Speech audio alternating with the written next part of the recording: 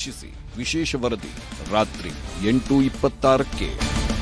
ಕರ್ನಾಟಕದ ಹಳ್ಳಿಗಳಿಂದ ಹಿಡಿದು ನಗರಗಳ ಗಲ್ಲಿಯ ಜನರ ಧ್ವನಿಯಾಗಿರುವ ನ್ಯೂಸ್ 18 ಕನ್ನಡ ನಿಮ್ಮ ವಿಶ್ವಾಸ ಗಳಿಸಿ ಕನ್ನಡದ ನಂಬರ್ 1 ನ್ಯೂಸ್ ಚಾನೆಲ್ ಆಗಿ ಬೆಳೆದಿದೆ. ದೇಶದ ಅತಿ ದೊಡ್ಡ ನ್ಯೂಸ್ ನೆಟ್ವರ್ಕ್ ಆಗಿರುವ ನೆಟ್ವರ್ಕ್ 18 ನಲ್ಲಿ ಮಾತ್ರ ನಿಮಗೆ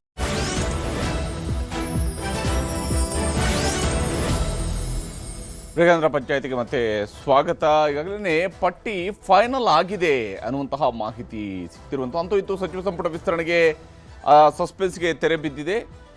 ನವದೆಹಲಿಯ ಮಲ್ಲಿಕಾರ್ಜುನ ಖರ್ಗೆ ಅವರ ಮನೆಯಲ್ಲಿ ಇವತ್ತು ಸಭೆ ನಡೆಸಲಾಗಿದ್ದು ಅದರಲ್ಲಿ ರಾಹುಲ್ ಗಾಂಧಿ ಸಮ್ಮುಖದಲ್ಲಿ ಹೊಸ ಟೀಮ್ ಅನ್ನ ಆಯ್ಕೆ ಮಾಡಿಕೊಳ್ಳಲಾಗಿದೆ. ಅಳೆದು ತೂಗಿ ಲಿಸ್ಟ್ ಫೈನಲ್ ಮಾಡಿರುವಂತಹ ಹೈಕಮಾಂಡ್ ನಾಯಕರುಗಳು ಆ ಲಿಸ್ಟ್ ಅನ್ನ ರಾಜ್ಯ ನಾಯಕರುಗಳಿಗೆ ಕಳಿಸ್ತಾರೆ.